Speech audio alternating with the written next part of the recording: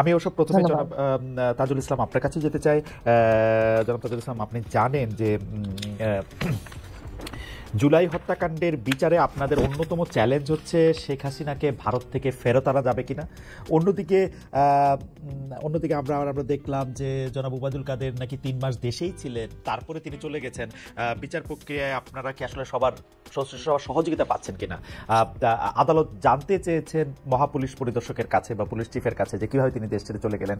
আপনার কি মনে হয় তিনি কীভাবে দেশ ছেড়ে চলে গেলেন? এই সরকারের মধ্যেই কি কেউ কেউ তাকে দেশ ছেড়ে চলে যেতে সাহায্য করেছেন? জি, আপনাকে ধন্যবাদ। অত্যন্ত প্রাসঙ্গিক প্রশ্নটা করেছেন।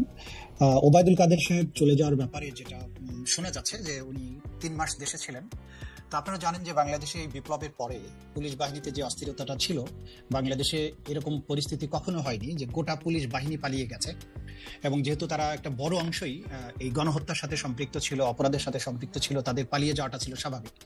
তারপরে কিছু যারা যখন ফিরে আসলো, এটা আইন শৃঙ্খলা পরিস্থিতি স্বাভাবিক হতে একটা সময় লেগেছে এবং এই সুযোগটার সদ্ব্যবহার করে আমাদের যে সমস্ত সম্ভাব্য পারপিট্রেটরস যারা আসামি যারা আছেন তারা দেশ ত্যাগ করেছেন।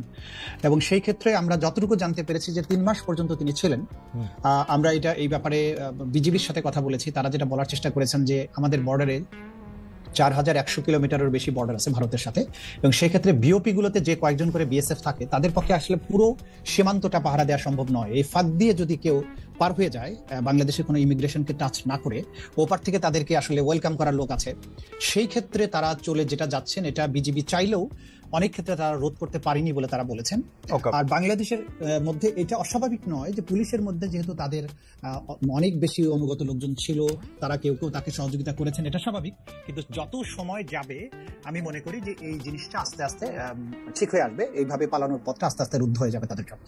না মানে আপনার কথা থেকে একটু বেরিসুল ইসলাম আপনার কাছে একটু আসি যে আপনি বলছেন যে যত সময় যাবে তত ঠিক হবে, আবার আপনি বলছেন যে বা আপনাদের কাছে খবর হচ্ছে 3 মাস উনি দেশে ছিলেন, অর্থাৎ প্রথম 1 মাসকে যদি আমরা ধরে নিই যে পুলিশ বাহিনী তার পুনর্গঠন তার সেটার ক্ষেত্রে অসুবিধা, কিন্তু আমরা তো দেখলাম যে যখন পুরোটার সবাই সবার দায়িত্ব নিয়েছে তারপরে উনি গিয়েছেন, এটা কিভাবে ব্যাখ্যা করবেন? মানে ডেফিনেটলি যে এই জিনিসটা তাদের ব্যর্থতা তো বটেই। আমাদের আইন শৃঙ্খলা রক্ষাকারী বাহিনী যে আদালতের যে ওয়ারেন্ট ছিল সেটাকে কার্যকর করার ব্যাপারে যতটুকু তাদের সিরিয়াস হওয়া উচিত ছিল, অথবা টেকনোলজি ব্যবহার করে তারা যেভাবে সিরিয়াসলি তাকে গ্রেফতার করতে পারতেন সেটা তারা করেননি। এটা ডেফিনেটলি তাদের একটা ব্যর্থতা আমি বলবো। আরেকটা জিনিস হচ্ছে আমরা এটাও জানতে পারছি যে প্রথমে তাদেরকে কিন্তু কোথাও কোথাও আশ্রয় দেওয়া হয়েছিল জীবন বাঁচানোর জন্য বা ইত্যাদি ইত্যাদি কথা বলে, কিন্তু তারপরে যখন জীবন বাঁচানোর পর্বটা শেষ হয়ে গেল, তাদের জীবনের উপর আশঙ্কা কমে গেল, তখন তাদেরকে আসলে আইনের হাতে সোপর্দ করা উচিত ছিল।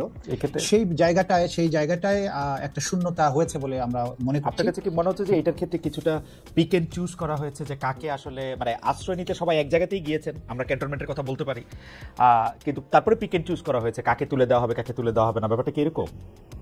এটা আমার কাছে ডেফিনিট কোনো ইনফরমেশন নেই।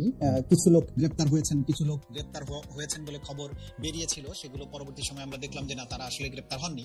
তো সেক্ষেত্রে পিক অ্যান্ড চুজ অথবা কেউ তাকে ফেভার করা বা এরকম কিছু একটা হয়ে থাকতে পারে।